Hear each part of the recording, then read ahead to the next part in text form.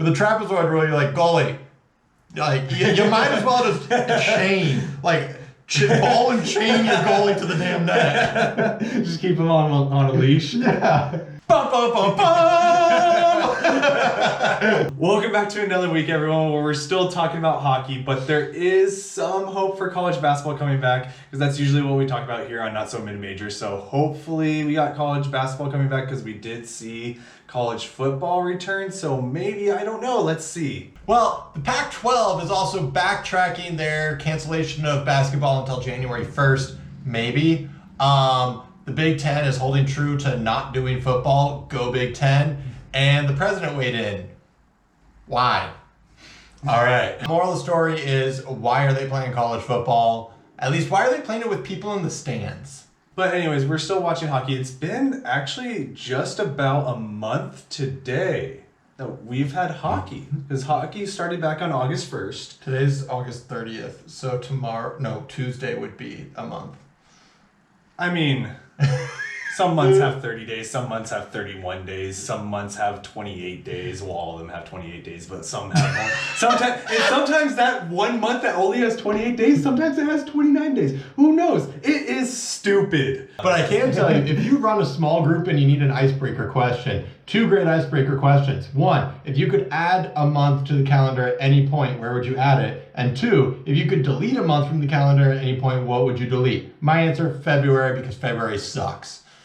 My birthday's in February. February sucks.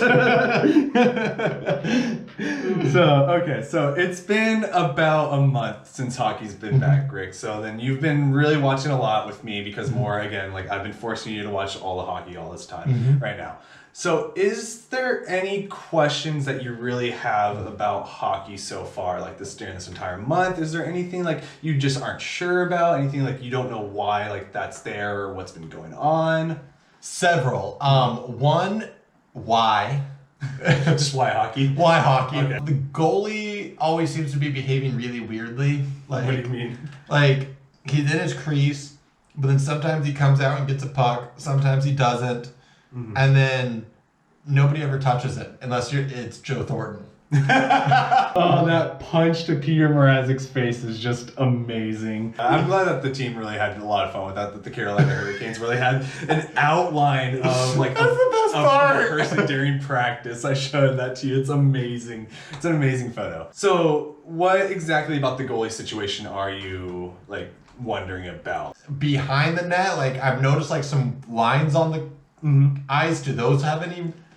Yes, so those lines that are behind, it's called the trapezoid. So the trapezoid is the area behind the net where the goalie is only allowed to touch the puck if he's going to touch the puck behind the net. He cannot go into those little 2 corner areas to touch the puck. That is an NHL rule, and I will just read it out to you, because there is a punishment if the goalies did touch it in those corners. It's called the restricted area. It's rule 27.8.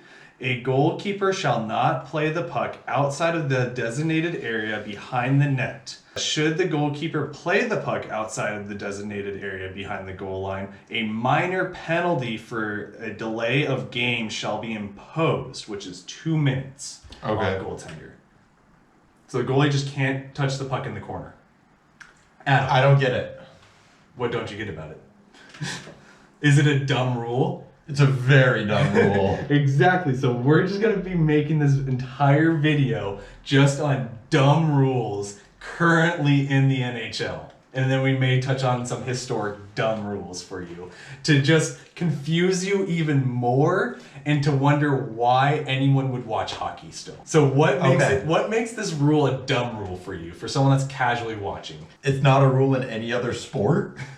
That someone can't just touch a thing in an area of any sport? Yeah, because like in soccer, goalies can kick the ball from anywhere. They can only just can't use their hands. The hands are only in the goal box. Makes sense. In hockey, the goalie goes and plays the puck outside of the crease anyway, but apparently only in parts. Only in a very specific. And in fact, this is the restricted trapezoid rule. Now there's another rule where the goaltenders can't even go on the offensive half with the puck. That's also a 2-minute penalty. You might as well just chain. Like, ball and chain your goalie to the damn net. Just keep him on a leash. Yeah. Basically, we have, I'm assuming what you're thinking, with the trapezoid rule and the fact that the goalies cannot play the puck on the other side of the ice, that we basically have made a rule in which you are penalized for actually playing the puck. Yeah. For actually like defending or creating an offensive opportunity, if you think about it. You're penalized for playing hockey. Yes, essentially, that's what we're doing. You are penalized for touching the puck because you're in some specific like Your job 50% is of the ice, or in like a specific like 5% of your own half of the ice. Your job is basically to catch a rubber bullet. Mm-hmm. And that's it. And if you decide you want to do anything else, you're fired. Pretty much. You just get 2 minutes in the box for it. Not even you. You don't even actually get the 2 minutes in the box. You send one of your teammates to the box, by the way. So what I think would be really funny is if some goalie has major beef with his defenseman to just... Hey, remember that one hard shot you took during practice that one time? Yeah, get yourself in the box. Just imagine just the amount of just hatred that's between the team and off the ice. The coach is like, come on! No, but like the goalie like goes out to that corner, touches the puck, and says, "Hey, coach, 28, put him in the box." He specifically calls out the guy that's going to be going into the box. I love it. So, like I said, we're going to be talking about just dumb rules that are currently in the NHL rulebook right now. So one of them is the fact that hockey was kind of late to this scene in that you can challenge plays. First, hockey would do it where it's like, okay, you can have one coach's challenge. Once you got to the playoffs, you have two coaches' challenges, kind of like what football does. The old rule was that if you get the challenge and it reverses, obviously it's whatever that changes. So if you challenge that there was a goal, if it reverses, obviously you get the goal, the time resets to that time. However, the old situation was if you did not successfully challenge the play, you would just lose a timeout. The new rule now is that if you challenge and are unsuccessful, you would actually be served a 2-minute delay of game in that scenario. That is under Rule 38.8, results of an unsuccessful coach's challenge. So it seems a little harsh. Mm-hmm.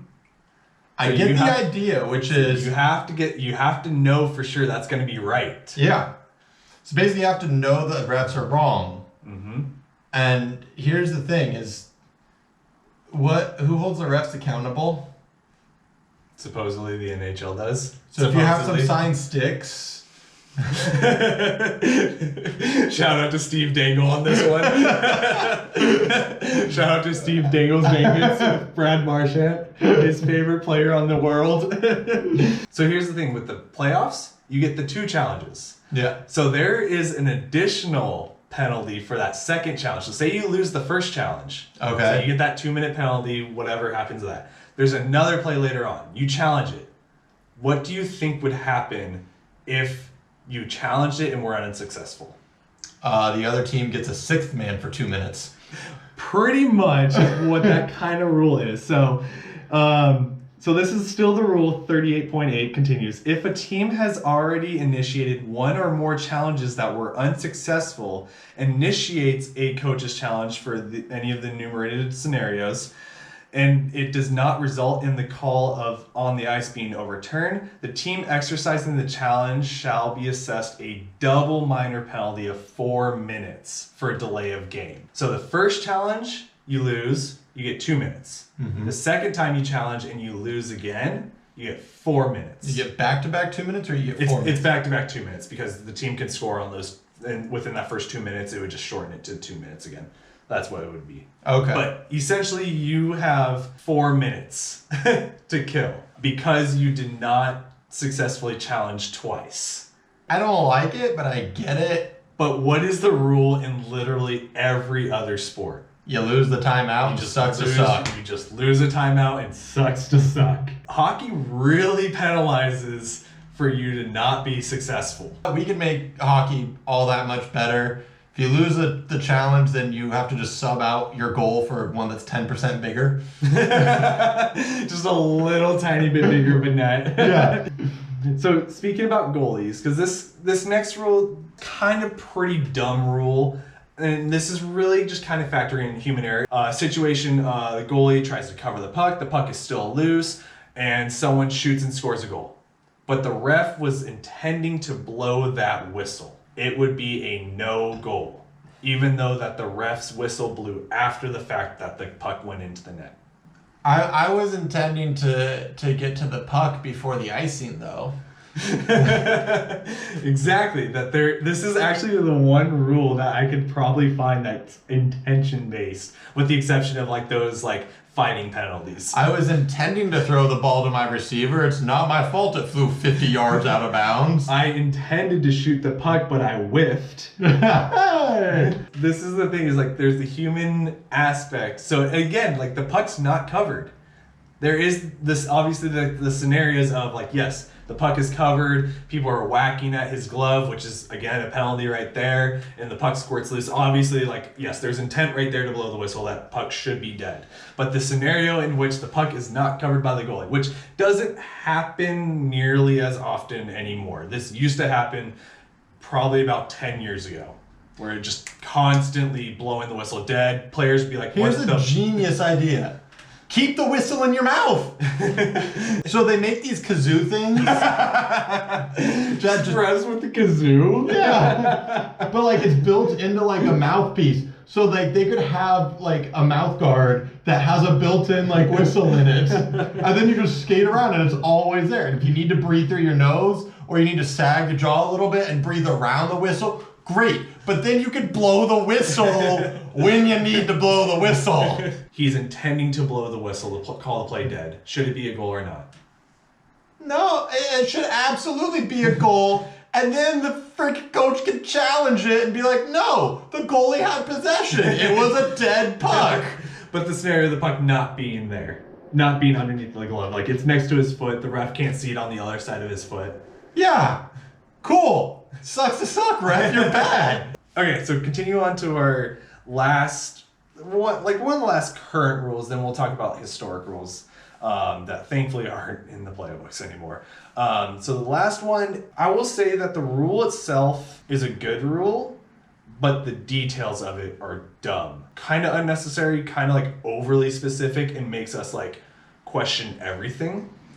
So the rule is kicking the puck into the net. Because NHL rule, it should come off of your stick to go into the net for intentional purposes. Obviously, if it deflects off your body and in, okay, like that's fine. You cannot obviously intentionally kick the puck into the net. There is a specific rule saying a distinct kicking motion. Can you kick it into your own net? Yes. You can literally throw the puck into your own net if you wanted to. Okay. It just can't be the goal that you're scoring on. Yeah. Obviously, NHL rules, you just want it off the stick in it. So we need a specific rule to say what is a distinct kicking motion. And it's any play that involves a puck entering the net as a direct result of a distinct kicking motion shall be ruled no goal. A distinct kicking motion for purposes of video review is one where the video makes clear that an attacking player has deliberately propelled the puck with a kick of his foot or skate, and the puck subsequently enters the net. A goal cannot be scored on a play where an attacking player propels the puck with his skate into the net using a distinct kicking motion. A goal also cannot be scored on a play where an attacking player kicks any equipment, so skate, glove, loose stick, helmet, whatever, at the puck, including kicking the blade of his own stick, causing the puck to cross the goal line. A puck that deflects into the net off an attacking player's skate who does not use a distinct kicking motion shall be ruled a goal. So if it deflects off of his skate and in, that's a good goal. If he makes the distinct kicking motion into the net, that is a no goal. So if he propels his skate forward, essentially. What? Exactly. There's a lot of words. And this rule isn't even done, by the way. What? There's actually two different rules to this, actually. So this is the distinct kicking motion rule. Then there's a subsequent rule, Rule 48.2. The following should clarify deflections following a kicked puck that enters the goal. Are you ready for the scenarios? A kicked puck that deflects off the body of any player of either team, including the goalkeeper, shall be ruled no goal. So you cannot kick the puck into someone else and that goes in. Okay. A kick puck that deflects off the stick of any player, excluding the goalies, shall be ruled a good goal. Okay. So you can kick the puck into the stick of someone else, and that will be ruled a goal. Okay. So if it hits the body, it's no goal. If it hits the stick, it's a good goal off of a kick. Okay. Number 3, a goal will be allowed when an attacking player kicks the puck and the puck deflects off his own stick and then into the net. So if he hits it into his own stick and in, it's a good goal. Okay. Number 4, a goal will be allowed when a puck enters the goal after deflecting off an attacking player's skate or deflects off his skate while he is in the process of stopping. So that's where the deflection versus kicking motion comes in. So if he's trying to stop and like his skate is just angled where the puck comes in, it goes into the net. So that's a deflection. That's not a distinct kicking So motion. essentially what they're trying to say is you can play hockey, but you can't play soccer. Essentially. You can play soccer if you can kick it to a stick. Because then you're playing hockey again because you use the stick. But you can still play soccer in that scenario. So yes, that is the complete kicking goal rule that actually requires 2 clarifying rules as to what is a distinct kicking motion, and if you use a distinct kicking motion, what are the scenarios in which a distinct kicking motion can actually lead to a goal. Honestly, it's so hard to kick a hockey puck that I just say delete the rule and mad props to anybody who can pull it off. Just imagine Toronto where they review all the goals. They're calling them up. It's like, okay, we're challenging for distinct kicking motion. And they have just all these scenarios listed on the left side on like a freaking index card that's laminated right there next to it. And they're looking at the TVs. You're like, okay, does it do this? No, it's not that one. Okay, is it this? Maybe, is it this one? Is it? I feel like it should be a drinking game at that point. Basically, you have to do a power hour. But like power minute.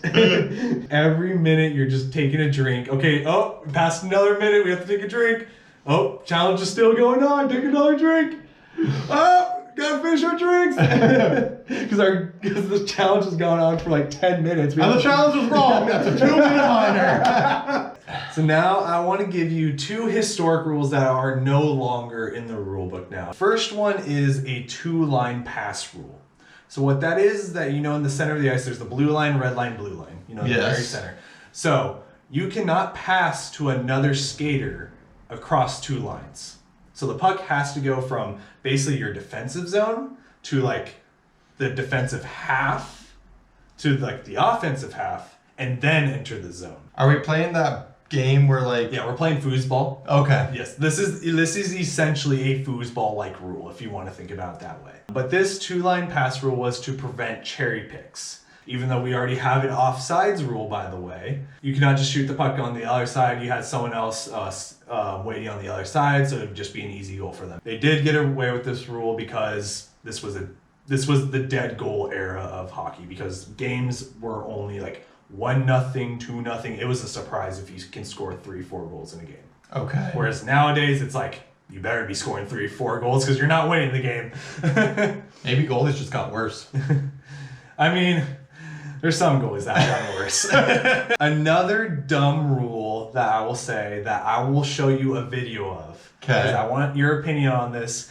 This involves the Buffalo Sabres versus the Dallas Stars. Okay. Make your judgment. Is this a good goal or should this be a no goal? So, Rick, is this a good goal or a no goal in your opinion? Well, the puck went into the net. Mm-hmm. The goalie didn't cover it, so the ref should not have had an intention to blow the whistle. Did anyone interfere with the goalie? And the goalie was untouched. Mm-hmm. Yeah, so and he was only touched by his defenseman. Yeah.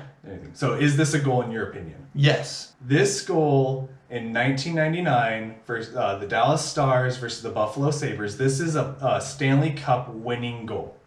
This counted as a goal. However, Buffalo Sabres call this a no goal. Could you see any reason as to why this should be no goal? I don't see the clock. Did time expire? Nope. Time is perfectly fine. He has enough time. Where is his skate? His skate is just inside the blue. The skate is inside the blue. In this year, there was a rule saying that you cannot have your skate inside the crease and score a goal or touch the puck. The goal would have been waved off, and this would have just been a face-off I think outside of the zone. I'm not entirely sure where the face-off would have been, but this should have been a no goal. If you had your skate in the crease, it's a no goal. That's a dumb rule. It's a dumb rule, but that should not have counted. But we can all admit, this is a dumb rule. Dallas Stars should have won the Stanley Cup. Aren't you glad hockey's evolved from this, Rick? Seriously, just put the players on little sticks, mount the sticks to the wall. And just play bubble hockey, foosball? Yeah! That was probably the most historically dumb rule. And I'm sure that there's probably a lot of dumb rules throughout hockey that we haven't touched on. So if there is a dumb rule that we've missed, please let us know down below. I'm sure I can think of a couple, but this video is just going to go on forever if we can talk about dumb rules in hockey and dumb rules in sports in general. But Rick, thank you for enjoying hockey as long as we have for this last month. I hope you can last another month, and then we'll have like a month off in the off season and then restart this whole process in December when the season starts in December, and hopefully we can talk about the Sharks actually doing something and you can just trash my Sharks. Dumb rules! If you like this video, please hit like. If you want to see more of this content, please hit subscribe. Even if you don't, hit like and subscribe. And we might be talking about college basketball soon. Hopefully, we don't know. So please subscribe if you want to know more about college basketball, especially the mid-majors, and especially our team, Gonzaga University, who we will be representing throughout the entire process. Please leave a comment down below if you know of any other dumb rules. But in the meantime, we hope you all stay safe. Please stay healthy. Please just wash your hands and wear masks. There's literally hockey rules where they tell you not to play the game hockey.